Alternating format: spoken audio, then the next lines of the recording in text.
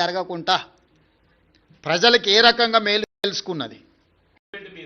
రాహుల్ గాంధీ రాజ్యాంగాన్ని పట్టుకొని దేశవ్యాప్తంగా రాజ్యాంగ డెమోక్రసీ అంటున్నారు. వాళ్ళ అధికారంలో ఉన్న రాష్ట్రంలో మాత్రం డెమోక్రసీని కూల్ చేశారు. రాహుల్ గాంధీ సమాధానం చెప్పాలంటున్నారు. ఎవరు అడగండి, పెళ్ళి రాహుల్ గాంధీ గారు రాగానే ఢిల్లీకి వెళ్ళి అడగమని చెప్పండి. స్పీకర్ గారి నిర్ణయం మీద రాజకీయ పార్టీగా మేము స్పందించడానికి ఏమీ లేదు. స్పీకర్ గారి నిర్ణయాన్ని వాళ్ళకు నచ్చకపోతే న్యాయస్థానాలు ఉన్నాయి.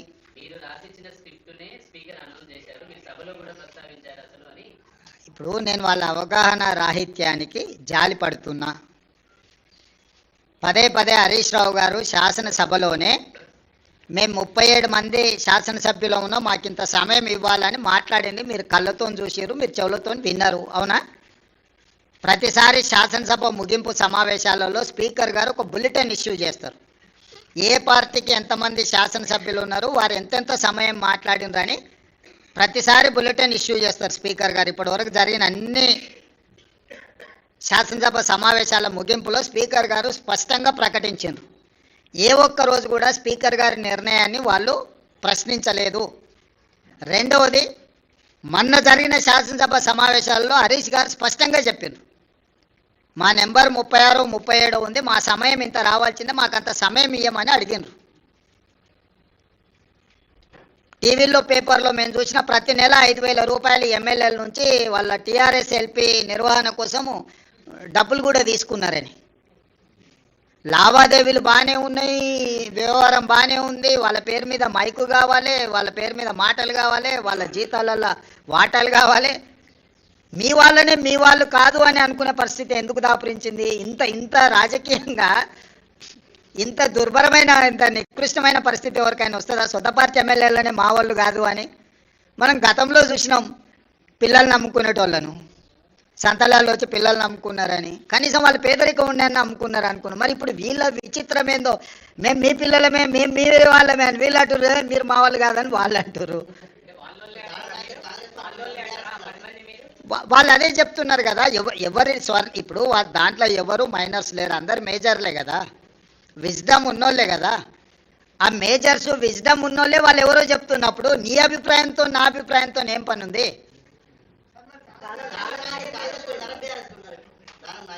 నాగేందర్ గారు చెప్తారు కదా, మీరు అడగండి చెప్తా, మీరు అడిగిండ్రు అని చెప్పి.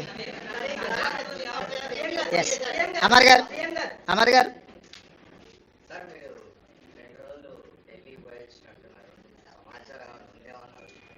దేని గురించి? డిసెంబర్ 19 నాడు ప్రైమ్ మినిస్టర్ మారబోతున్నాడు. లేదు, ప్రైమ్ మినిస్టరే దేశంలో లేడు, ఆయనే విదేశాలలో ఉన్నాడు. అసలు 19 లోపల వస్తాడో రాడో కూడా నాకు సమాచారం లేదు. కాబట్టి మార్పు గురించి ఐ డోంట్ నో. అంటే ఆయన స్టేట్మెంట్ నా దృష్టిలో లేదు, మార్పు విషయం అసలే లేదు. ఎందుకంటే అది ఎల్పీ తీసుకోవాల్సిన, లెజిస్లేచర్ పార్టీ తీసుకోవాల్సిన నిర్ణయం నా దృష్టిలో లేదు.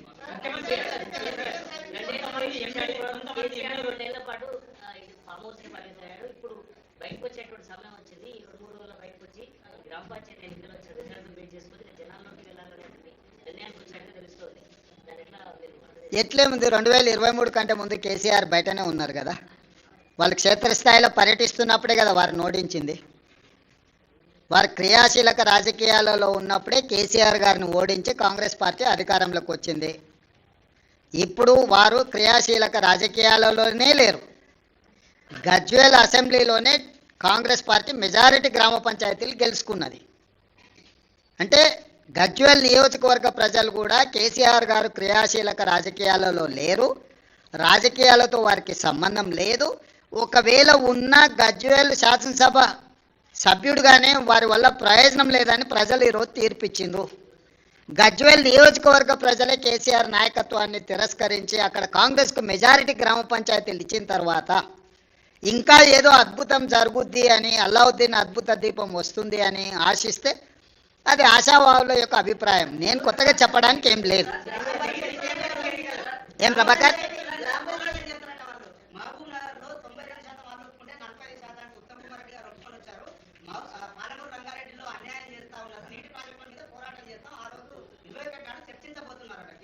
నేనేమంటున్నా అంటే కేసీఆర్ గారిని ప్రతిపక్ష నాయకుడిగా లేఖ రాయమనుంది.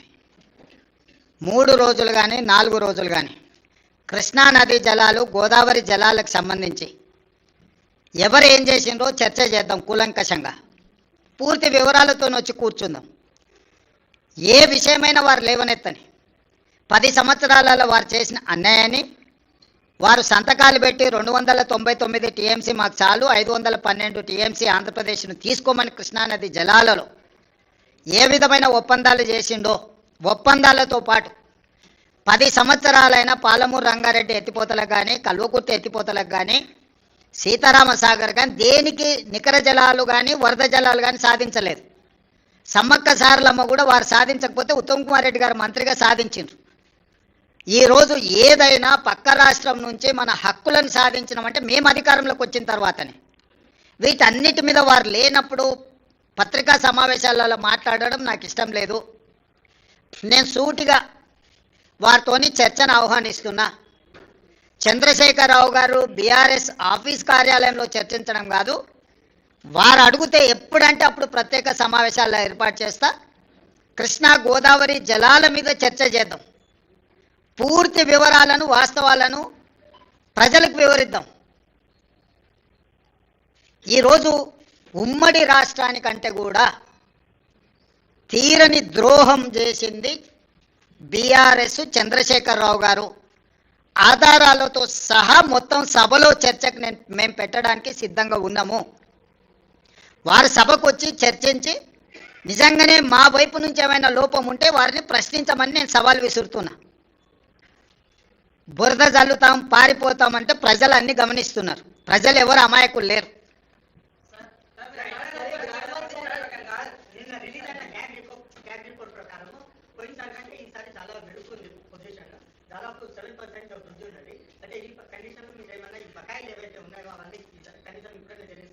ఏం బకాయి? నీకేం బకాయి ఉంది రాహుల్? ఎవరికి? డిస్కమ్లక చేద్దాం. నేను ముందే చెప్పిన ఆదాయం పెంచుతాం, పేదలకు పంచుతామని. వారు చెయ్యండి, మేం చేసింది సన్నబియ్యం 200 యూనిట్లు ఉచితం, 21,000 కోట్ల రూపాయల రైతు రుణమాఫీ, 9,000 కోట్ల రూపాయలు 9 రోజుల్లో రైతు భరోసా, 22,500 కోట్ల రూపాయలు 4,50,000 ఇందిరమ్మ ఇండ్లు. ఇట్లా చంద్రశేఖరరావు గారు చెయ్యని చాలా పనులను ఈరోజు మేము చేసినాము. ఈ ఆదాయాన్ని పెంచుకుంటూనే, దుబారాను తగ్గించుకుంటూనే ఈరోజు ఈ పథకాలన్నిటిని కూడా అమలు చేస్తున్నాము. ఎంత ఆదాయాన్ని పెంచితే అంత పేదలకు ప్రయోజనం చేకూర్చే విధంగా ఖచ్చితంగా మేము వాటిని వినియోగం చేస్తాం. ఒక్క రూపాయి కూడా దుర్వినియోగం జరగకుండా ప్రజలకు ఏ రకంగా మేలు చేయాలనేదే మా నిత్యం తాపత్రయము. ఖచ్చితంగా వాటిని అమలు చేస్తాం. ఇప్పుడు ఎన్నికలకు సంబంధించి మాట్లాడుకుందాం. గ్రామ పంచాయతీ ఎన్నికలు, వాటి ఫలితాల మీద మాట్లాడుకుందాం.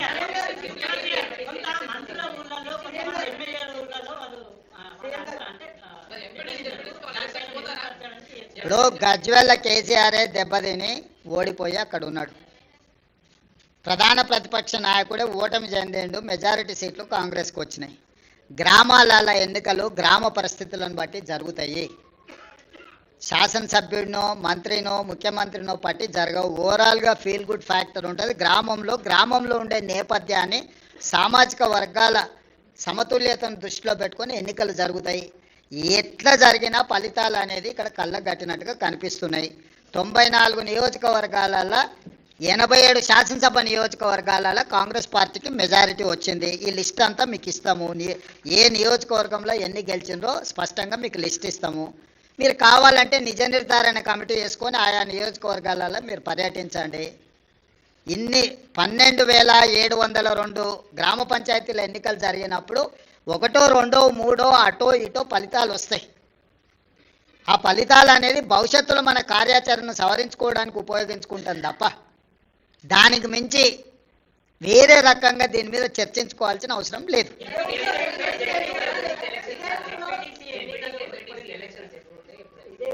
తొందరలోనే శాసనసభ పెట్టి చర్చ చేసి అందరి అభిప్రాయం తీసుకుంటాం ఎట్లా ముందుకు వెళ్దాం అనేది.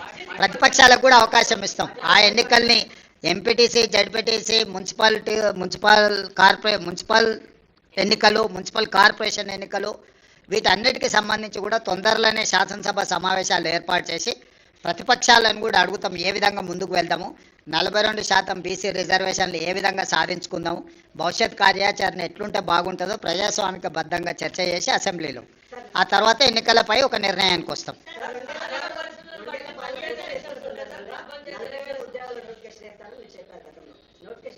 వేస్తాం తప్పకుండా. ఇప్పుడు అన్ని పరిశీలిస్తున్నాం, సభలో చర్చించి తీసుకుంటాం.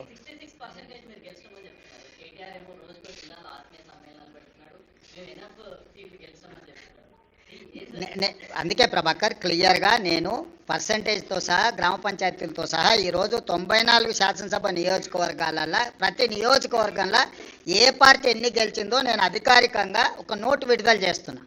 మీరు నోట్ తీసుకొని ఆ నియోజకవర్గంలో వెళ్ళి నిజ నిర్ధారణ కార్యక్రమాలు పెట్టుకొని మీరు పరిశీలించండి.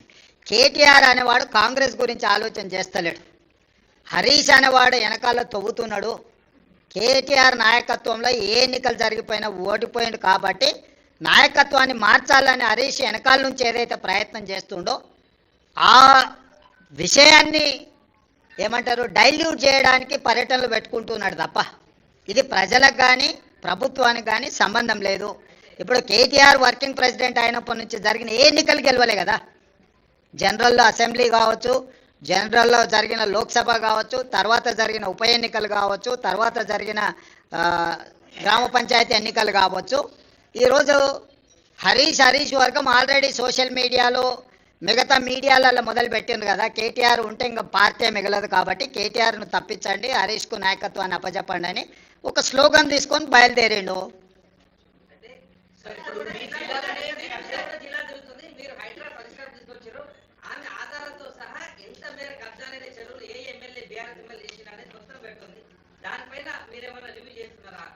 అన్నిటి మీద చేస్తాం. ఇప్పుడు నువ్వు చెప్పింది రివ్యూ చేస్తాం, వాళ్ళు చెప్పింది రివ్యూ చేస్తాం. రీసెంట్గా కేఏ పాల్ గారు కూడా కొన్ని అంశాలు లేవనెత్తిండు, వాటిని కూడా రివ్యూ చేస్తున్నాం. నీ అమాయకత్వం అది. మీరు లేనిది ఊహించుకొని కాయించుకొని గత 10 ఏళ్లలో జరిగినవి తీసుకోండి, ఇప్పుడు జరుగుతున్న వాటిని తీసుకొని ఎన్ని గురుకులాలు ఉన్నాయి, ఎక్కడేం జరిగింది అనేది లెక్క లేకుండా బాధ్యత లేకుండా ప్రశ్నలు అడగకండి. అట్లాంటి పరిస్థితి రాదు. ఎక్కడైనా ఏదైనా జరిగితే తక్షణమే చర్యలు తీసుకుంటున్నాం. ధన్యవాదాలు.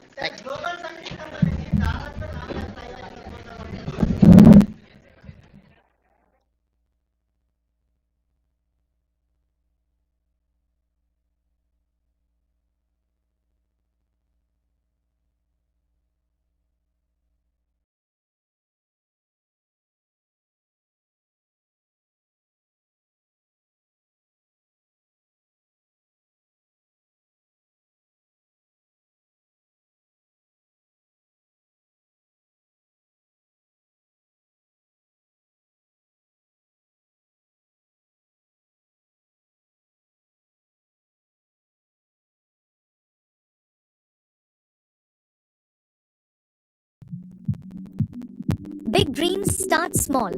At GoDaddy, we help you take that first step and every step after.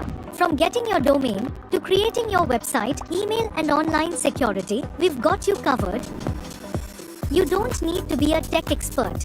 You just need a starting point. GoDaddy gives you the tools, the expert support and the push to make it real. Your brand starts here with GoDaddy.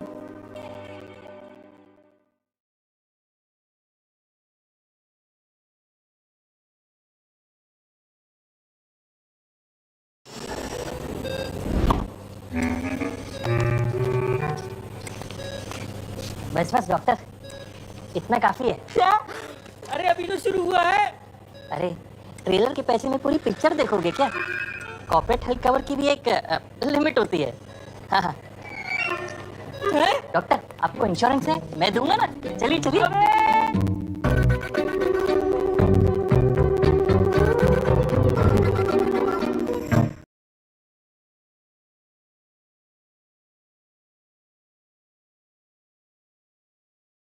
When it comes to the question of economy, which is going to benefit everybody, the politics cannot be so disruptive. Once upon a time, Prime Minister Rajiv Gandhi said, if I send 1 rupee to the beneficiary, he ends up getting only 15 paisa. Adopting technology, Prime Ministers ensure that that kind of leakage doesn't happen.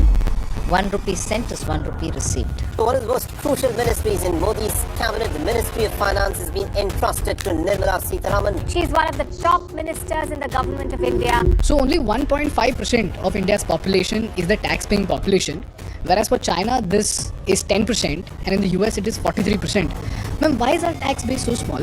As long as you are earning more, you and your family are happy. But the moment you are under the tax net, you think the government is regressive. There are states like Tamil Nadu which were protesting because they were saying that it's like penalizing the states for investing so much money into building factories when there are states which are just resuming States is things. not building factories. What are you saying? The top 1% of India accounted for 45% of all flights, and just 6.5% of the users were responsible for 44% of all UPI transactions. Ma'am, why is the gap between the rich and the poor increasing so much? Ma'am, the Skill India report says that more than 35% of our BTech students are unemployable, 30% of our MBA students are unemployable, 60% of our ITI students are unemployable, and more than 75% of our polytechnic students are unemployable. The Finance Minister of Kerala, K.N. Balgopal, argues, he says that Kerala gets only 21 rupees against every 100 rupee that Kerala collects, but for UP this number is 46 out of 100, and for Bihar it's drastically high. Bihar gets 70 rupees out of the 100 rupee that it collects. And here's where the north-south divide narrative comes into play, ma'am. So ma'am, what is the logic behind dividing this pool of money? I think this narrative is somewhat distorted.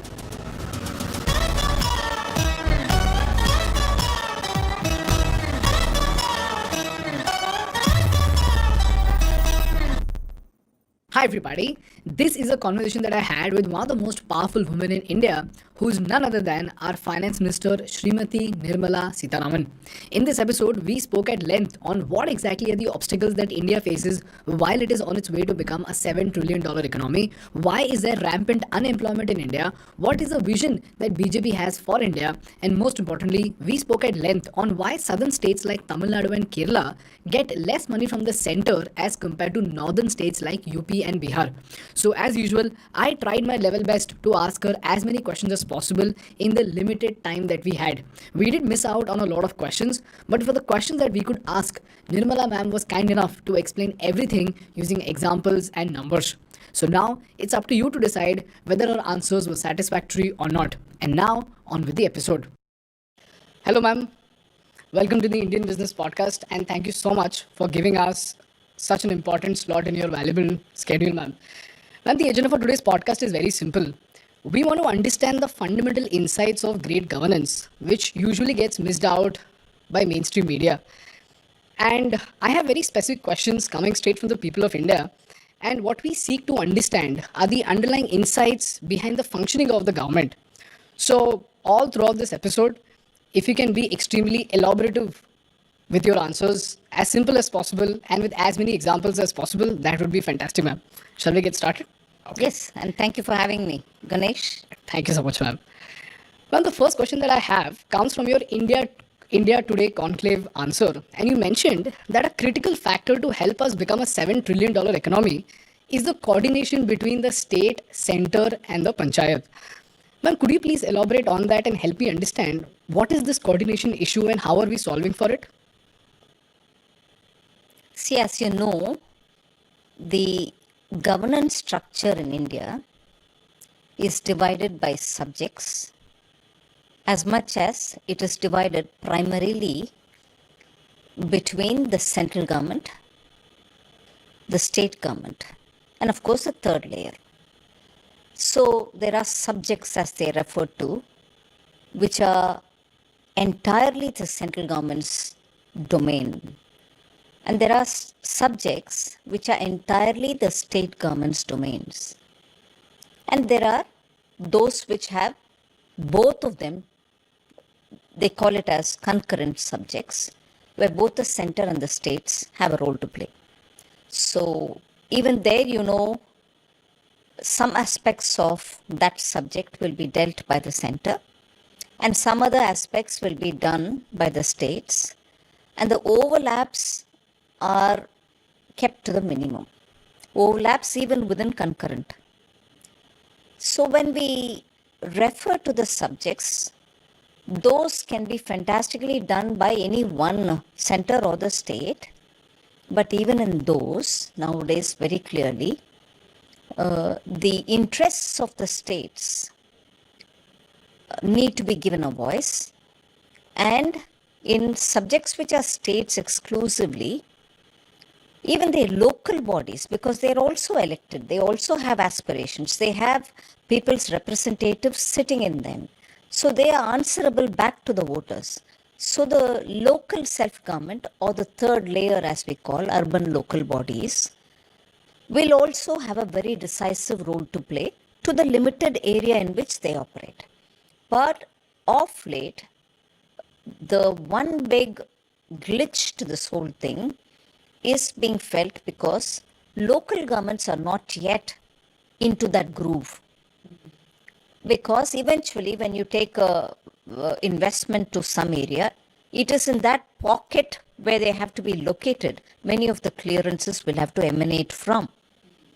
And therefore, there is a need for the local bodies to understand why they have to be easy with people who are coming. Easy meaning well within the rules.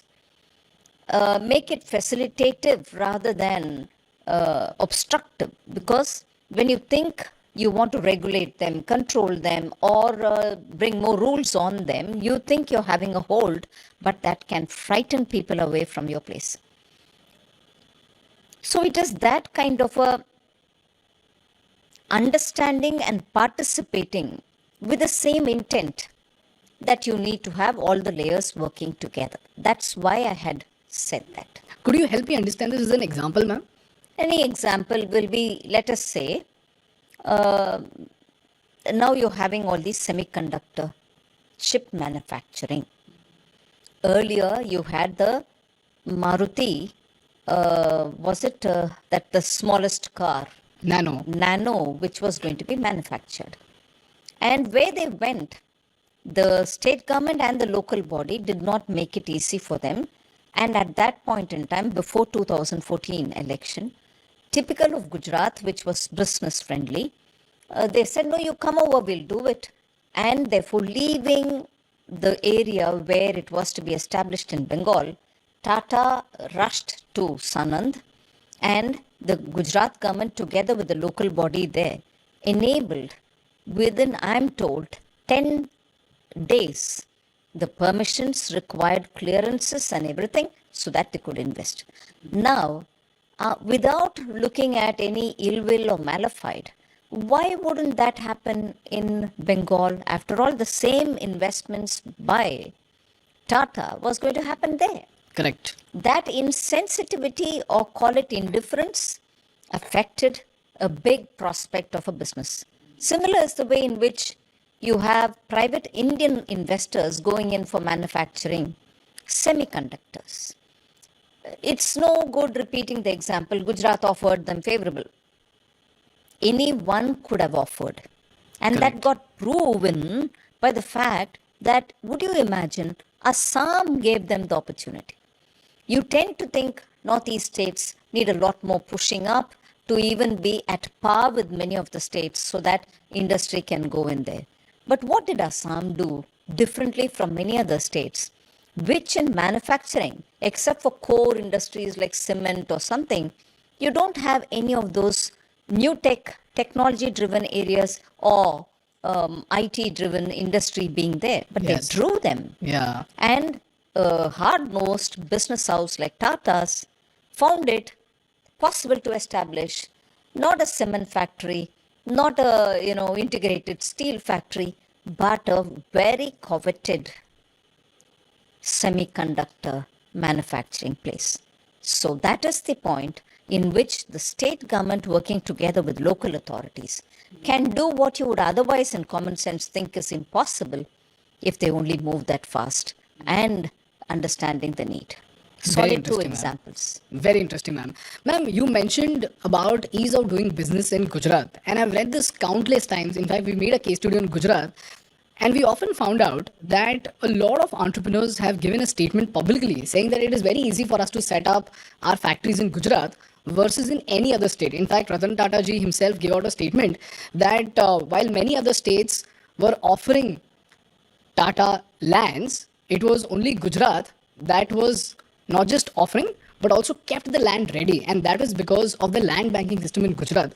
Man, why is it that we have not been able to scale the land banking system all across the country, ma'am? Why Well, only Gujarat? I wouldn't think you're right in that. There are many states which went ahead with land banking system, keeping certain demarcated areas ready for industry who will come forward, and so on. But what is the distinction between what Gujarat's approach is as regards the others compared to Gujarat is consistently they're doing it. Oh, okay. Whereas in other states, take the example of Maharashtra. After all, the same bullet train was approved in Maharashtra as well to be one of the terminal points for it. The other terminal point in Gujarat, and it runs partly through Gujarat and comes partly through parts of northern Maharashtra and reach Mumbai. Yeah. It was approved. Okay. It was all cleared. Japanese came in a big way, both for the technology and for building the quality that is required for the track laying, for the bridges which are going to hold them and everything else. But what happened? With a change of government, that particular agreement or understanding was put in the back burner. So from the terminal point in Gujarat till almost the border of Maharashtra, the work was almost 2/3 complete.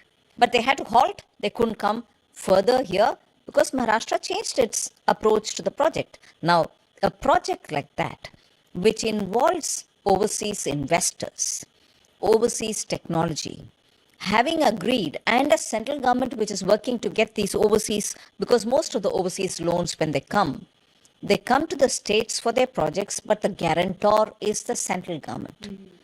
Now, with all this done, suddenly when a change of government happens, and for you, for political considerations, you say it's not required for me, the impact it has on the overall approach to making investment in India attractive just falls flat. All right.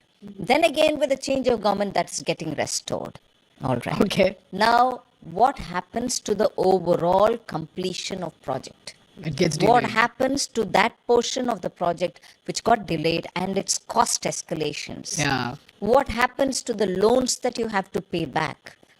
What happens to the timeline that this business is going to become revenue neutral, or you're making your ends meet and there is no loss per se, and you enter the stage where you can start making profit?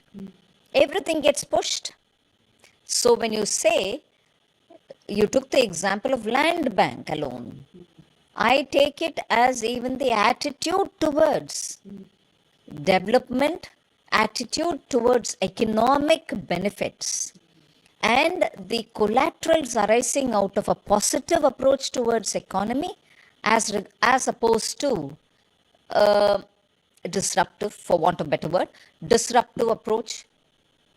Governments run in continuity. Economy has, it's like building, let us say, a dam or a mansion or a house or even a small kutir that you want to build. You lay the foundation and then start doing something. Even as you lay the foundation, if you say, no, I'm not laying it for one floor above, I just want the ground, although the whole understanding is you want the whole thing done completely. It affects everything that you think in terms of businesses. So states, not just for land bank, but understanding this principle that governments are in continuity, and you cannot, for such major things, take a decision which is completely going to turn upside down decisions taken earlier. Okay, so if that is the example that I've taken to explain, not just in land banks, but in general, governments being in continuity, you have to go ahead with some of the decisions, however much you may disapprove of it, because they have been already taken. So if this is about decisions, there's one other point which is necessary to add here. So not only the government in continuity, Economy also runs in continuity. Correct. Unless you give it enough leeway, you cannot change a decision. You can always now pit a question against me or on me to answer, saying, after all, India has been a socialist economy all these years. Yeah. We've had public sector undertakings. We've had a lot of investment in running big companies by Government of India. Why would you, therefore, because going by that economy is a continuity, government is a continuity argument, why would you want to go ahead with privatization? In 2021, I'm glad to say I was part of this government when we took a call on public sector enterprises policy. Thereby, we said it cannot any longer be the prerogative of government alone to be in one area of business. Every area of business should be available for private sector also to be in. All right, government will have to be in some sectors which are strategically important for us. One example of that is communication. And unless you have government services in these sectors, communication is one example, you will not be able to reach the border areas, provide telecom facilities there, because the private sector would say that area doesn't give me enough profit, so I won't go there. Yeah. You need. Therefore, strategically, there can be 3 or 4 areas, and we said that'll be about only that much, where the government will also have to be present. It cannot be only government will be present. We want the efficiency of the private sector, so we opened it up. Now, therefore, even for that, 1991 is claimed to be the time when we had opening up of the Indian economy. Yeah. But even then, this privatization point was not really worked upon. It had to take its own time. But government here now under Prime Minister Modi said it's high time we have to open this up. And look at the result it has borne. Space sector, abuzz with private interests, investment, private talent, young people wanting to do a lot of work in launching satellites, either in the lower orbit or even the higher. It has brought in such a lot of synergy that India, even as it was standing as a leader in economy-driven space launches. Now, it's even more efficient. Yeah. You're able to send the smallest satellite to the lowest orbit and send a satellite which is just going to monitor your land resources, your water, the groundwater table, and so on. So you really made that sector vibrant. So that is the kind of change, even as you emphasize on continuity. Very interesting, ma'am. So you're saying that governance should always take the front seat and politics should be at the back seat. I would say governance, when it comes to questions of governance, when it comes to the question of economy, which is going to benefit everybody, the politics cannot be so disruptive. For instance, the UPA government brought in what was notoriously called retrospective taxation. It started to tax for years long before and called it a correction related measure. They had to take it back and ask people to pay up tax for periods which were long gone, although at that time in their business model they would have calculated the tax that they have to pay to the government per that prevailing rate at that time. But 10 years forward, you bring in a law which says a certain tax will have to be paid. Going backward in time, businesses and their business model can no longer take that on because they've costed themselves in such a way Correct. that for tax this much is given, for dividend this much is given if profit is earned, or else the cost of a product that they produce would be this much, is all predetermined, and based on that the businesses happen, goods are bought and sold and everything. Yeah. Now when you're bringing in a retrospective tax, who collects it from whom? can they go back to searching each of the product consumer? Correct. So when I tell you this example of going backwards is always disruptive. So you're talking about governance, which is going to take the back seat and which is going to take the front seat? Is governance going to take the front seat and politics the one behind? I wouldn't look at it like that. I look at it as, so long as you're not disruptive and you're taking it forward, governance and politics go hand in hand. But the moment you decide that you have a different agenda, and not just going forward and giving the benefit to the people who are doing business and the citizens who are benefiting from business, you're bound to disrupt it negatively. Very interesting, ma'am. Ma'am, the next question that I have actually comes from a very interesting chart which was put forth by a VC firm called Blue Ventures, and they bifurcated the income tax payers in India. And this chart says that out of the 1.4 billion people, 74 million people filed for taxes and only 22 million people were actual taxpayers. So only 1.5% of India's population is the tax-paying population, whereas for China this is 10% and in the US it is 43%. Ma'am, why is our tax base so small? Yes, it is small, and the attempt is to make it wider. But taxation is such a matter that you really can't impose. You'll have to find out where that revenue lies so that you gradually bring them on board to say you should also be paying the tax.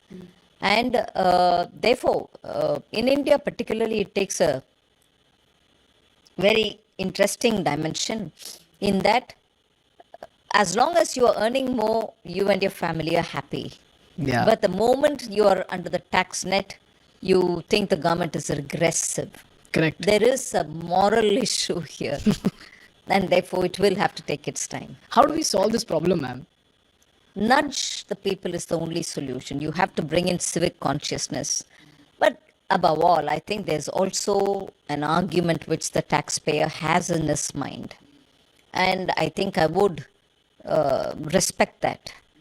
And that thought is, look, what do we get for the tax that we pay? Exactly. This has been a question, I think, now for 50 years. Correct. Because the taxpayer thinks, my road doesn't improve. I don't get proper drinking water in my house. Yeah. Three-phase electricity also was something very aspirational. Yeah. And then going to a proper hospital was a big thing. Private sector probably showed the way, saying better quality medical attention is available, but government hospitals were not really up to it. So you thought even if you are paying only 100 rupees towards tax, you thought my 100 rupees is important for me. And truly, it is important for everybody. But in that 100 rupees, I don't seem to get anything better. No value for money. So that anxiety still holds. Although Prime Minister Modi, I would generously credit him for one thing. Every rupee of the taxpayers' money, he is clear that he has to safeguard. He's clear that that cannot be frittered away. He's also clear that, like the way, once upon a time, Prime Minister Rajiv Gandhi said, if I send 1 rupee to the beneficiary, he ends up getting only 15 paisa. Correct. The rest are all gone away. So by adopting technology, Prime Minister has ensured that that kind of leakage doesn't happen. 1 rupee sent is 1 rupee received. So you're saying that once you start providing value for money to the people of India, they will understand the importance of paying taxes, or they'll at least value the fact that the government is giving them something in return for the tax that they're paying. That's right. Ma'am, this stat itself has another underlying insight. It says that out of the 22 million people who pay taxes also, only 4.5 million, as in just 0.3% of our population pays 80% of our taxes. Ma'am, this indicates a very big gap between the rich and the poor. And I looked at the consumption levels, and even there I found some stats which were quite surprising. It says that the top 1% of India accounted for 45% of all flights. 1% of Indians took home 22% of India's income. And just 6.5% of the users were responsible for 44% of all UPI transactions. Ma'am, why is the gap between the rich and the poor increasing so much? See, I wouldn't want to play it up as the gap increasing so much or whatever. I think there is a clear disconnect between the qualifications that you acquire, the education levels that we reach, and the kind of jobs that are available. And also equally, jobs and the skill sets that they require don't seem to matter in the higher education centers. Correct. So I've heard big companies tell me that a properly qualified engineer is recruited, but almost 6 months goes away in making him job fit. Correct. It's an investment for the company. And why should they have to do it? So the qualifications with which people ready themselves to face a job are still not really up to the industry's requirement. And many companies, particularly the medium and small ones, can't even afford to, invest in training them, because after 6 months of training, God knows where he'll go. Correct. So the considerations for industry are all now becoming so difficult that youth who think that they come out of universities, are ready for jobs, are unable to digest the fact that probably they are just not ready for jobs yet. But so, is this a government observation? Is this something which I'm going to leave it as it is? It's for them to face? No. We are trying to bridge this gap. We are trying to work with industry groups to say, why don't you tell us what is the kind of requirement you have? And in the curriculum that is being imparted, would you want to join hands, at least in the last 1 year, at least in the last 2 years of an engineering course, and say, look, give him such skills which are required for a forging company, metal forging company, or if it's an automobile shop floor, what would you want him to do? I know there are institutions like the Power Tools Corporation or Power Tools Institute or something, Government of India run, Okay. which trains mechanical engineers, which trains people how to go about using instruments and be of, relevance in the shop floor. But many more such are required, not for just the engineering. Now, the PM Vishwakarma Yojana that we've come up with Okay. is the one which says for people who are working with some bare minimum tools, in other words, working essentially with their hands, but probably using a minimum set of tools, they shall be proper training given. They will be given a kind of a stipend during the course, post which a 15,000 rupees worth of kit will be provided to them. Okay. And with that certification, today they can qualify for many of these big ticket jobs or assignments or contracts or subcontracts and so on. So, yeah, these are serious problems of people with inadequate skill sets aspiring for jobs. Ma'am, I was reading something called the Skill India report, and what you mentioned is great for the bottom of the pyramid. But what I'm deeply concerned about is the middle of the pyramid, ma'am, because this Skill India report says that, just give me a second. Ma'am, the Skill India report says that more than 35% of our BTech students are unemployable, 30% of our MBA students are unemployable, 60% of our ITI students are unemployable, and more than 75% of our polytechnic students are unemployable. So, and ma'am, I have been the perfect witness to this entire transition, because 10 years back I was in college, and I am that student that you're talking about who thought after college I'll find a great job. But by the end of college, I realized that I do not know anything that is relevant to the industry today. And 10 years later, now I'm recruiting engineers and I'm seeing the same problem, ma'am. They're reading out of outdated textbooks, they're reading outdated concepts, and they do not know anything that is relevant for today's industry. So, ma'am, how are we solving this problem for the middle of the pyramid, which is our engineers and management students at least? You've put your example forward. First thing I think, and this is not to say it's not part of government's own responsibility. The drive that an individual has to recognize that this is not going to work out for him and he has to find a different thing. As I say, get your mojo back. How do you get your mojo back? Once you identify that you don't seem to have your mojo in a particular area, and if you have to acquire it, what is it that you have to do? And once you identify, there are now online or offline courses available for you to be able to equip yourself better. That is one. And second, peer group learning is something which I think till my college days, we've all benefited from. Today, the world is so fast. We think each of our mobiles will be our peers. No way. Yeah. Peers are those who will be able to sit with you and put you the context in which you'll have to search for what is missing in you. Those kind of interactions are now becoming very few and far between.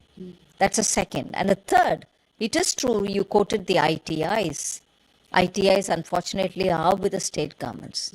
Many state governments in the last 30, 40 years have stopped investing in them. Why do you need to invest in them? Upgrade the tools. Bring in newer tools with which you'll train the young person. And not just in the same repeated skills. There are newer areas in which we want people to come. Take the example of today, the expansion in renewable energy, particularly solar. Who are the young people who are laying the panels, who are setting the panels to a certain angle facing the sun? Who are those people? They're not high-end skilled workers. Where did they acquire? And today, to meet the ever-growing demand of solar energy, you have people who are servicing it. You have people who understand how the film has to be, maintained, cleaned, and how it has got to be placed, and so on. So that sector has found itself having to adjust very quickly to changing requirements. Similarly, for other sectors too, we need both the state and the central government together with private sector joining hands to say, I need good trained workforce or else I'm not going to be able to fill the gap. That's what happened during the COVID. I've been in touch with most of the industry during COVID when it was all shut up to make sure that the workers go back to where they want to go back, that they are not facing any hardship and so on. Similarly, after the lockdown was lifted, I was in touch with them again to say, are they coming back? You would be surprised to hear that many of them who booked the air tickets and got these workers earlier through some middle person were told, no, sorry, we are not coming back. Why? Because these workers found better bargaining with other areas. So they were able to choose to go to a different company, or with the skills that they acquired, they thought they'll be able to do something of their own in their own neighborhoods, in the villages. I heard at least 2 large industrialists tell me, and they belong to the south. They said, well, I'm not getting the same people who I had trained over the last several years. I'm going to have to invest to get newer fellows and train them. But well, now I've realized that how much ever you do, it might be better off for you to get local fellows and train them. So many of the southern districts of Tamil Nadu also which face labor-related problems because they don't have enough opportunities, were picked up and they were trained. And even they had a different level of satisfaction because now they're very closer to home, they're willing to work. So such a reset in the labor market is happening post-COVID. So, ma'am, you're saying that the center and the state need to again coordinate on this and make sure that there's an industry academic connect such that the demand and supply both are matched, right? And the one question that I had... And which had worked initially very well. And probably continues to work in the domain of startups, where we brought in these startups to join hands with the hubs which were set up in IIT-like places, Indian Institute of Sciences-like places. People came there, sat with them, and they helped them to understand where the problem is and where the solutions have got to come. And it has become a big catalytic center, these hubs. Ma'am, the one question that I had, and this is purely out of curiosity, is that why don't we just put a restriction on the number of engineering colleges that are opening up? Because, ma'am, to be honest, in Pune, there are colleges that are being set up merely for the sake of making money, and the professors are incompetent. They are just great with marketing, and these students and parents who come from far away villages, they come to these colleges, and then there is a sales team which convinces them and sells them dreams that we'll be able to get you a 4.5 lakh package, we'll be able to get you a 6.5 lakh package, and eventually after 4 years, after taking education loan also, these people are not able to find jobs. And this points towards a larger problem also, because today if we say that we have 1.3 million engineers coming out, to a foreign investor this seems like a gold mine, because if 1.3 million engineers are coming out every year, that is great, plus our labor costs are low. But when that person comes over here and actually sees the quality of our engineers, and he sees that most of our engineers are not engineers at all, that number one dents the reputation of the country. And number two, all of these engineering colleges are not engineering colleges at all. They're just engineering colleges for the namesake. So again, with this center-state coordination, do we have something by which we can curb the expansion of these engineering institutes in such a way that whatever supply we have concrete supply, and the rest of the people can just find something else to do rather than being deceived by these engineering colleges in the name of great packages? Absolutely, a very, very critical question and an issue which is definitely a festering issue. Many of them who borrow money and aim to have their children go high in their lives have been shattered. Yeah. And quality less infrastructure, faculty less programs have actually hurt the sector. I know the example that you've cited of Pune is also applicable in many parts of southern states. Many engineering colleges are just lying there. Correct. Like huge concrete monsters with nothing in it. True. There has to certainly be a lot more vigilance in this matter and a lot more compliance of standards. Okay, ma'am. Ma'am, the next question that I have is about GST. And ma'am, GST without a doubt has been a phenomenal success, because my Chacha ji is extremely envious of us, because we don't have to face the same problems that he did during that time. And all the stakeholders that I spoke to, in fact, we made a video on GST and we asked people to comment as a business owner whether they were happy with GST or not, and most of the people said yes. But there's one category of stakeholder who's particularly not happy about GST, and those are the state governments like Tamil Nadu and Kerala. Now, before that, I just want to set the premise for this, just so that I have the understanding of how GST operates properly. If a t-shirt worth 100 rupees is produced in Tamil Nadu and it is sold in a state like UP, and if 20 rupees GST is collected on this t-shirt, 10 rupees goes to the center and 10 rupees goes to the state, right? And out of this 10 rupee that goes to the state, it goes to the consumer state, which is UP, and non-producer state, which is Tamil Nadu, right? Governments like Tamil Nadu often argue that we've invested thousands of crores into setting up factories, building highways. Then why is it that our benefit of producing the goods are being passed on to other states where there are just more number of people out there to just consume the goods? So, ma'am, why don't we just split? I know this is a very amateur question, ma'am, and I know that there are complex calculations in place, but why don't we just split the GST between the producer state and the consumer state equally? How would that work out? Out of the 20 rupees that is collected, 10 rupees goes to the center, 5 rupees goes to the producer state, and 5 rupees goes to the consumer state. Wouldn't that be enough to... In a way, isn't that what is working? Because how do you know which product will be consumed? To what extent in a particular state? Maybe some states consume more of, let's say, hosiery products. Some other states may consume a lot more of metal goods. So for item-wise, I'll have to, and some other states may consume one item this month and maybe not the next month. So you can't have a thumb rule and do it. It has to be on actual buying and selling. That is why this complex system was bought simply saying how much gets sold in a particular state. And that is why when GST was launched in 2017, manufacturing states were all unhappy, saying, I lose my advantage. I got so many industries to come to my place, set up the business. Now are you saying I won't get my share? No, they were compensated for it. So that they come on board. Saying, okay, manufacturing states will be given something, and they agreed to some kind of a settlement. because now the emphasis or the principle of taxation moves on to the consumer. You take that measure. Okay. Ma'am, so after this compensation is now applicable till 2026, right? The GST compensation? No, it's over. It was till 2022 and then it's over? Yes, it's over. Okay. What you're getting till 26 is the compensation tax gets collected. Okay.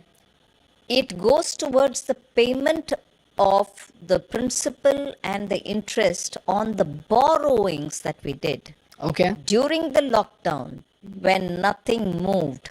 No GST revenues were generated, but still states had to be given money because how will they run otherwise? Correct. So money was borrowed and given to states on the understanding that it will have to be paid back by the compensation cess that we use. Okay. And that compensation cess was therefore extended beyond 22 strictly only to pay the compensations due that was to be paid. Assume Okay. that during the lockdown, if everything was normal, no lockdown, you would have earned as much as you gave as well. Correct. Without earning, you're giving because you borrowed.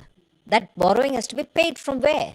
It has to be paid from the same cess that gets collected. So, although till 22 we gave it to the states, now having extended it till 26, the collected money goes only for paying the borrowed amount. Okay. And it's servicing of the interest. Okay. So until 2022, they were compensated. But after 2022 till 2026, whatever the state gave to the center during the times of COVID. No. Whatever the GST Council borrowed to pay the states. Okay. And that is now being collected in the form of? The same cess is getting collected till 26. Okay. And the collected cess between 22 and 26 goes for paying that borrowed amount, which Okay. the GST Council borrowed to pay the states the compensation cess Okay. during the lockdown. See, Understood, between ma'am. 2017 and 2022, states were given a 14% compensation. Okay. Meaning, every state, based on the 2015-16 base year, would be growing at a particular level. Each state grew at its own level based on the trend of the earlier collection. But the GST at the time of launching agreed that it will be assumed that all states will grow in, say, at a 14% level. Now, if you actually grew only at 10% level, hardly any state grew at 10, but many of them grew at 7 or 8%. Best performers, the others performed less better, whatever be it. So, if you actually grew at only 7 or 8%, the rest 7 or 6% would be given to you by the compensation cess which was levied on extra luxurious or sinful goods. Okay. So that money was collected in the name of compensation cess, and that was used to give the differential between actually what revenue was earned and the protected revenue, which is 14%, will be guaranteed to every state. So between 14 and 7, the gap was paid through the compensation cess. Okay. But that was only up to 22. And in the COVID year, because we couldn't collect anything, we borrowed money and kept that promise up. All right, so who's going to pay the borrowed money? After 22, we extended the collection, and with that money, we are paying back the borrowed money. Understood, ma'am. Ma'am, this is very, very clear to us because from the mainstream media, what I understood is that there are states like Tamil Nadu which were protesting because they were saying that it's like penalizing the states for investing so much money into building factories when there are states which are just consuming States is things. not building factories. What are you saying? No, what they're saying is that we put in so much efforts and Every thousands of state crores into has done building it. highways, but all of our efforts are being penalized because our revenue is going to the consumer state. That was the narrative, so I just wanted to ask you that question. Okay. Ma'am, the next question that I have is about this, again, north-south divide that's out there, and I want you to clarify this just like you did for GST. And this is coming from the divisible pool of taxes. By the way, guys, for those who don't know, this is just for the audience. If the center collects 1,000 crores, 41% of it in 2024 goes to all the states. So 1.8% might go to Kerala, 6% will go to Maharashtra, and so on and so forth. And the Finance Commission decides which state will get how much percent. And this pool right now is about 12 lakh crores, right, ma'am? Is that correct? Okay. Ma'am, here's where the Finance Minister of Kerala, K.N. Balgopal, argues. He says that Kerala gets only 21 rupees against every 100 rupee that Kerala collects. But for UP, this number is 46 out of 100. And for Bihar, it's drastically high. Bihar gets 70 rupees out of the 100 rupee that it collects. And here's where the north-south divide narrative comes into play, ma'am. So, ma'am, what is the logic behind dividing this pool of money between different states? And why is there such a drastic difference? First of all, I think this narrative is somewhat distorted. Okay. I'm not coming into saying the numbers are distorted. I'm not even. I'm saying the principle on the basis of which this is being put out is absolutely distorted. Okay. I'll start from an example and I'll elaborate. Let's take Kerala. Let's take Tamil Nadu. Let's take Karnataka. If actually the total amount of revenue or taxation that you pay is the principle on the basis of which tax has to be given back to you, Kochi in Kerala would take away everything that is collected. Yeah. All right? Kochi, which benefits from having one of the world's best ports, which is a national port, in which Government of India's money goes in. That port is built, maintained, run, modernized, upkeep, everything is with the center. Look at the way in which complexity gets into the argument. Yeah. All right?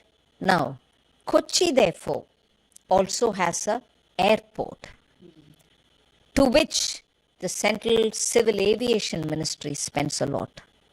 Okay. Kochi also has one of the biggest centers of Navy, for which central government exclusively spends money. Now, all of them have a ripple effect on the economy Kochi. Correct. Right? But even after that, if Kerala representatives say, Kochi gives so much tax, are you, first of all, excluding these big ticket investments, which are giving the ripple effect for the Kochi economy? And pretending that everything that which is happening in Kochi is made out of Kerala's own money. So it starts with a bit of an illogic there. Okay. Second, if Kochi alone is able to generate so much, what happens to Kannur? What happens to Thrissur? What happens to further up Kozhikode? What happens to Pattanamthitta? Are we then saying everything that Kochi gives, Kochi gets back? Be damned with the rest of the districts. So, in the case of Tamil Nadu, everything which happens in Chennai or Coimbatore goes back to Chennai and Coimbatore. Be done with Velurs of the world. Perambalur of the world. Forget Ramanathapuram. Would you say that? No. You can't do anything in Ariyalur. So come similarly to Karnataka. Your Chitradurga, your Bidar, Raichur, Yadgir will all be left because every money will have to be going back to Bangalore. So what are we trying to convey? I'm not even getting to talking about, we give 1 rupee, we get only 25 paisa. No, I'm not even coming to that. First of all, as I took the Kochi example, I'll take Bangalore example. How many industries in Karnataka and also in Bengaluru or Mangaluru are funded by the center? Leave all that. The common man travels by train. Is the Karnataka leg of the train being funded by Karnataka government? Central government funds it A to B, B to C, C to Z. Railways are fully with. Similarly, Air Force. Bangalore has one of the Air Force big centers, Army headquarters there. One of the southern division is there. Are there not monies coming from the center? Yeah. So, I want this whole thing to be placed in its proper context. And again, throwing it as though it is Prime Minister Modi's government, which decides on these rates, is a deliberate attempt to mislead. After all, people who are sitting in governance, holding responsible constitutional positions, do realize that these are not percentages decided by Prime Minister or the Government of India. There is a constitutional body called the Finance Commission that decides it. So when that next commission comes, which is already constituted, the 16th, meet them and tell, okay, put your cases forward. Now, what are the most important parameters that the Finance Commission considers while distributing this money from the divisible pool? A few things remain throughout, and a few others keep changing, being brought in, and so on. And I know the one solid argument which the southern states would put in is about population. Yeah. Also put about schools and colleges and medical facilities and so on. But whatever be it, the arguments will have to be put to the consideration of the Finance Commission. And once the Finance Commission decides on the rates, we have to follow it. So population is one parameter. Ma'am, any other major parameters? I think education, Okay. climate resilience, Per capita income? many other things. So obviously, when you talk of Okay. the state's GSDP and the population, it will all fall in place. Okay. Now, because here's where again Kerala brings another argument. Right now, Kerala is facing an economic crisis. And I just did some math, and they said that, from the 10th Finance Commission to the 15th Finance Commission, our share in the divisible pool has decreased from 3.8% to 1.9%. They've said that? Yeah.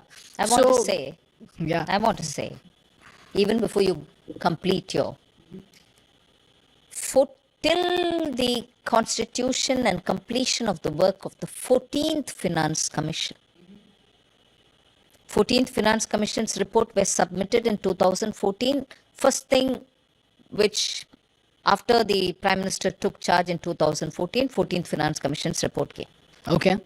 So till then, beginning the 10th till the 14th, mostly it was the UPA government. Okay. Mostly, in most of these UPA, Congress-led UPA governments, Kerala has had at least 5 or more ministers sitting there. Other than the Kerala government themselves, couldn't the ministers in the Kerala, in Congress-led UPA, ministers who came from Congress, tell their own government, saying, please go back to the Finance Commission, Kerala's revenues coming down, to pick it up now and throw it at us. 10th, 11th, 12th, 13th, 14th, 15th. They themselves are saying, right? Yeah. From the 10th to 14th, it's all been falling. It was all yours. Because, ma'am, the argument is coming right now and it's becoming more relevant because right now they're facing an economic crisis. And I try to understand the gravity of this argument. So 3.8%. It has nothing to do, I'm sorry to interrupt again to say, revenue falling may be one of the problems. Your own state's efficiency in collecting revenues. What is the problem over there, ma'am? Why is it so inefficient? I'm asking this as a question.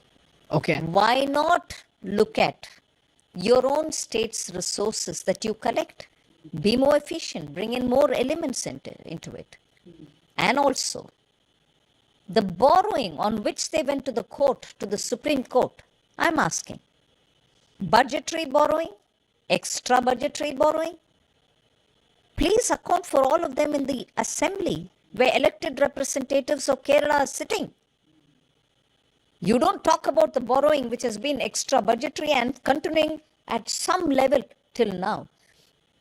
Whereas you have a problem with revenue falling. If the central share is falling, I'm also asking, every state has its own way of improving their own collection, their own state's own resources. Understood, ma'am. So you're saying that divisible pool is not a practical solution. They have to manage their economic That's system also better. one of the things they have to give their own attention. Many states have shown rapid changes in the way in which they brought in more creative ways of revenue generation. Okay. For example, ma'am? Look at the way stamp duty has been handled. Okay. Maharashtra, for instance, during COVID, realized that unless they were going to change their approach towards stamp duty, the inventory which was sitting in real estate, meaning built properties, housing will languish. And they changed the rate, and what a difference it made.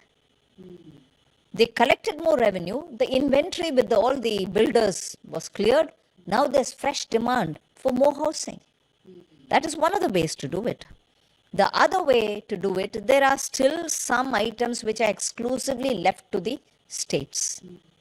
In that, are you efficient? I'm not asking for an increase in tax, because I know there is this temptation. People will immediately say that, oh, she's suggesting increasing tax. No, I'm not saying that. Efficient tax collection. Efficient tax collection, plug loopholes, make sure that you're using technologies to understand where evasion is happening.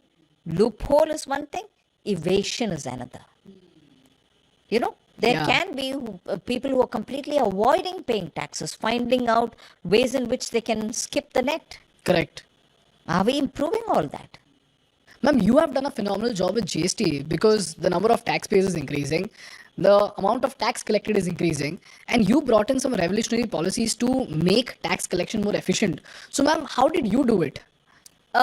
First of all, I must say the readiness to adopt technology and to deploy technology to make it simple is something which Prime Minister has done in Gujarat. Okay. He, as Prime Minister now, as Chief Minister in Gujarat and as Prime Minister now, continuously kept us pushing, saying, can you not bring in technology to assess where it goes, how it gets collected? Can you not see using, artificial intelligence? Where you can trace the money and where loopholes are happening or where wrong hands are receiving, let us say, the refund that you're paying. False claims being laid, saying, I've exported so much, give me some money back, where actual export has not happened. Only paper, shuffling has happened. So, using technology for the purposes of better revenue collection has actually given us good results. Otherwise, you will be fishing, or as you say, in technology-based language, internet-based language, fishing expedition would be going on. You will be, doing a wild goose chase. What we are doing now is when you do with the AI, you're able to get the entire spider's web, as it were. So one leads to another, third leads to the fourth leads to something else. So you touch one, you're able to touch everybody else. So the whole web just falls apart. Ma'am, can you give me one example of this? One example of this was in the input tax credit. Okay. In the GST. You get the credit, or if there is an inversion, you get the refund back. Okay. In such cases, where there is no transaction happening, but bills are being shown, you ended up having to base the bill, pay the people. Okay. But the bills are only paperwork. Like even in the toll tax which was moving, a truck would move up and down 2 or 3 times with no stuff in it. Oh, okay. And the claim would be, this truck went 4 times and therefore you have to pay us to that extent. Okay. When no mal was transported. Okay. That came to light because, particularly because Gujarat and Uttar Pradesh both came up saying something is hanky-panky here, we'll have to check it out. How did they identify that, ma'am? One truck? The same truck registration number. How many times will he go within a matter of 48 hours in 2 different distances which are more than 300 kilometers each? I'm saying roughly. Okay. So then they got no-see about the whole thing, and when they actually went in to find out, they got to know it. Ma'am, this almost looks like a Netflix documentary. That's right. Most of the customs-related and GST-related matters are all coming up because of these kind of mild deficiencies which officers say, They detect something and then they're curious, they want to tie up the loose ends, they end up seeing a big problem. And technology helps them today. Instead of having to, spend hours searching for where it goes, who's the fellow who ultimately receives it, because money trail is so quickly established. This is almost like an FMCG company trying to find out leakage. That is excellent, ma'am. Ma'am, one last question. If your government comes to power, what is your vision for India from 2024 to 2029, ma'am? I think broadly it's very well laid out. First of all, get to the third largest economy Okay. within a year and a half or two, Okay. unless something black swan, we don't know. But otherwise, we should be able to. Okay. And work towards 2047 Viksit Bharat. And primarily ease of doing business for that. Yes, and to make sure that manufacturing, make in India, Atmanirbhar Bharat, all go hand in hand. You already have a service sector which is contributing more than 60% to our GDP. You already have an agriculture sector where there's a lot of activity today to export and give the farmer better returns on his produce. Because exporting abroad, he gets money in foreign exchange that gives him better yield, assurance that his products will be sold at that price, and so on. So the comfort of export will have to also be extended. But of course, because in India, we can't be indifferent to the prices at which products will be sold. The consumer end of agricultural products is also important. Farmers important, the other end, the consumer is important. So everything going for export is going to make it too expensive, and probably goods will not be available for Indian consumers. Correct. So we'll have to find a balance there for agriculture and manufacturing, as I said. So balance for agriculture, manufacturing, ease of doing business, eventually leading us to the third largest economy and the vision of 2047. Yes. Is that correct, ma'am? Thank you so much, ma'am. Thank you so much for being so patient with all of your answers, Not at all. especially for giving examples, because I was able to understand everything. I just hope everybody else did. Thank you so much, ma'am. You're It was a welcome. pleasure to have you. Thank you very much. Thank you so much.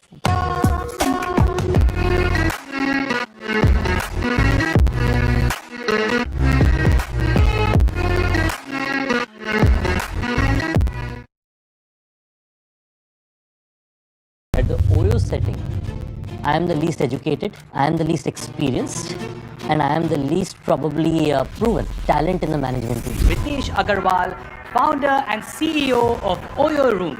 His story is the stuff that legends are made of. Definitely one of the biggest success stories in that travel and tourism. So a company that was growing triple-digit percentages year on year, overnight, the company lost 70% of its revenues. After we did the Shark Tank episode, I got 2 or 3 lengthy emails saying that, OYO has taken all my money, they have not returned our money, we're not able to cope up. Some newspapers actually at the slightest hint that there was any challenge would actually write a news story about it as an outcome saying OYO Pakka is going to not exist. Paul Graham said that you should do things that don't scale. My view is similar, but probably slightly unique to our business or what I have learned over the years. Founder-driven companies end up creating more value than only professional-driven companies. Education and formal university should not be seen as the same thing. When did Peter Thiel Fellowship happen? Did this happen after you started O-Level or before? Well, I think I'll tell you the long story.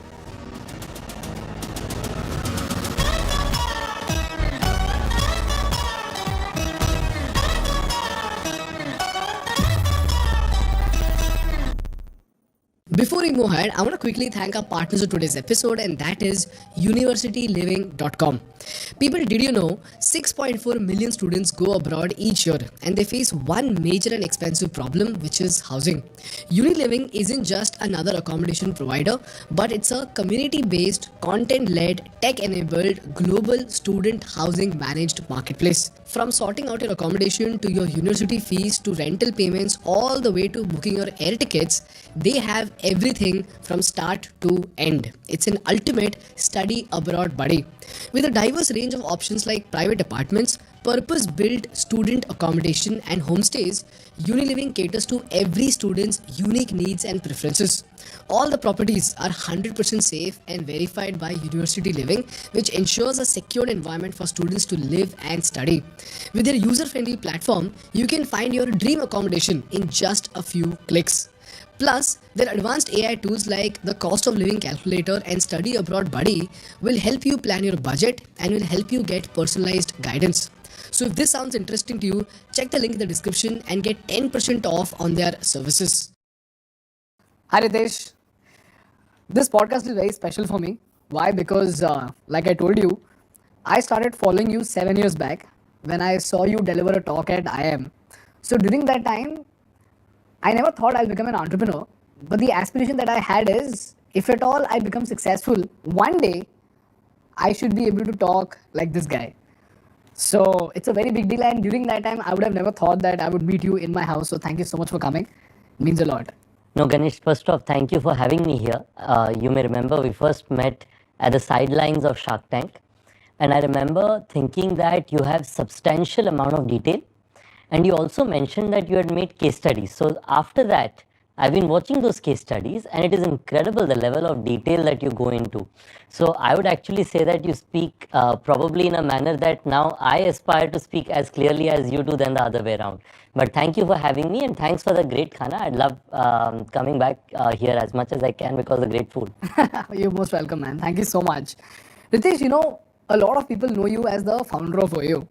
And after doing 2 to 3 podcasts, what I realized is that the entrepreneur is known for his successful venture, but he's actually a result of the learnings that he has acquired from the failed ventures. And when I did my research, I found that you were selling SIM cards to earn money. Why were you selling SIM cards? Look, I talked about it recently in Nikhil's podcast, but today I'll use this opportunity to go far deeper into this. We are a family of 4 siblings. I'm the youngest of the lot. The elder 3 are sort of Asian parents' dream. Engineers, 2 of them went to business school, got good jobs, married in time, so every tick mark that you can imagine. I was always a little bit of the rebel, you may consider, with or without a cause. So I always wanted to try and do something new. So when I was in my 3rd or 4th grade, I saw that there was probably the first computer that came to school, and there was a lot of enthusiasm around it. Only students above 6th or 7th grade were allowed to use it. So my life's mission became, how can I sort of get access to it sooner? So I would reach out to the computer teacher who had nothing to do with me, and I would say, "Ki mujhe sikha do, like, can I learn a little bit? Can I do something about helping you to do your job?" And eventually, as life would have it, I learned some basic programming. I was able to get access to the computer lab sooner. So I was constantly, this kid was trying to do something new, something different. And you'll always find them in a classroom. In a classroom, there will always be those few kids who are constantly thinking, "Mujhe kuch alag karna hai, I have to do something different." I was always that kid. Now, I heard the word entrepreneurship for the first time when I was also still in my 3rd or 4th grade. Between me and my eldest sister, there's probably almost 8 years or a higher age difference, 8 years roughly. So मैं शायद 3rd या 4th grade में हूँ, and she had just got into a +2. So in Odisha, a lot of students go to the +2 format of education, not the 11th and 12th grade equivalent. So she goes to her +2, and then they have an event, which is an entrepreneurship event. So she's back from her college, and she says, "We have an entrepreneurship event." I had never heard about this word. So I go figure out the dictionary and I read about the word. I remember hazily, it said, entrepreneurs are people who solve problems and create a business around it. I thought, "Ye theek hai, this is what I want to become." Not because what it meant was interesting, just because it was something new. And then sort of came this perspective of SIM card, right? So telecom was in its rapid growth phase in India. The only telecom service provider available, maybe before the early 2000s in places like Odisha, was BSNL. There used to be a BSNL telephone exchange. People would go there, receive SIM cards, things like those. Very expensive to use. I think Airtel was one of those challenger companies which was just getting started. It was a startup at that point of time, which was wanting to disrupt the broader telecom arena by making it easy to get SIM cards in the hands of people or telephones in the hand of people, making it cheaper for them, and while making sure that the experience is of high quality. So let me give some examples of what that period was like.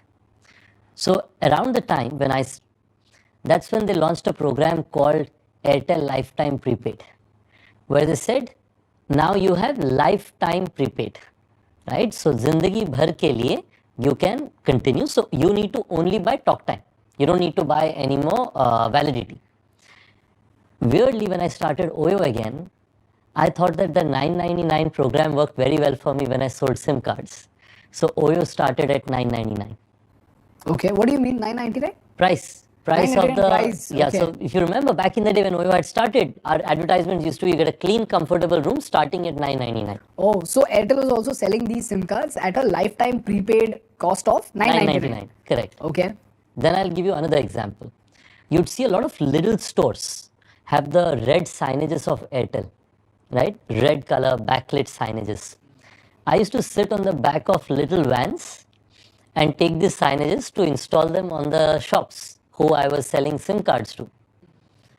That inspired me to sort of, when I was starting Oyo, now when you drive around India, it's impossible to miss an Oyo signage. That inspired me to put the red Oyo signages on our hotels. So while it may seem like it was just a 2-year summer holidays thing of SIM cards, it left a lasting impact on me and my decisions over a period in my lifetime. I started doing this in my 6th grade during summer school, summer holidays, partly because there was nothing much to do and I was this rebel who wanted to try and do everything new I could. Telecom was new, telecom was exciting. It was the closest that any business in a town like Raigada, where I come from, came to having any access to technology. So I thought kuch naya hai, I want to do something about it, and I enjoyed every part of it. And I think I can go on probably for an hour about how experiences there have changed my life, but I think if I have to summarize them, understanding the small business owner in India, I think would not have happened if not for my Airtel stint, because if you see global telecom companies, they mostly distribute using their own retail stores, right? So you'll see AT&T stores, Sprint stores, and so on. India is probably one of those rare markets, I would say Indian companies have then gone and replicated this in Africa, where the distribution is not through their own retail stores. It's through the kirana shops, the telecom stores. Now, of course, internet is also adding in, but still a large part of the distribution still happens through, general trade, where kirana stores, small telephone shops are the ones retailing out SIM cards, mobile phones, and so on. And I think my time period of selling SIM cards for Airtel taught me this. How much money did you make out of it? Well, I don't remember, but what I do remember is the first time I made a 2,000 rupee income by selling a few SIM cards. I came and gave to my mom and I said, this is my first income. As you know, you're naive and innocent, and my mom still has it with her. Really? She still has that 2,000 rupees. I was recently, we were moving houses, and mom was moving something, and in one of them she pulled out and she showed the same 2,000 rupees that she has from back then. So I think like the first earning is special, as you can imagine. Similarly, at Oyo, our first client, I've been searching her for my lifetime. I've still not found her. There was this client who came in. They were performing at a Gurgaon event center, and this was a group of artists, and they spent 70,000 rupees to book 3 nights, take over the full hotel. I still have the printout of that check. Like, I took a Xerox. I, of course, banked that check because 70,000 was very important then. But I have that framed with me, the printout. So I think the first earnings, personally and for your business, are always the most special. But I think if there is one suggestion I have for anyone who wants to be in consumer business in India, is please be in general trade in some form or the other, whether it is selling packaged products, telecom, doesn't matter. But if you are able to appreciate the small business owner, the small shop owner, and how they think about the user, I think your abilities will be disproportionately higher. I feel the Gumtiwala, who has a little shop, probably understands more about the customer than even some of our own algorithms, where we send CRM notifications and so on. And I think my aspiration remains that how can we replicate that by using technology.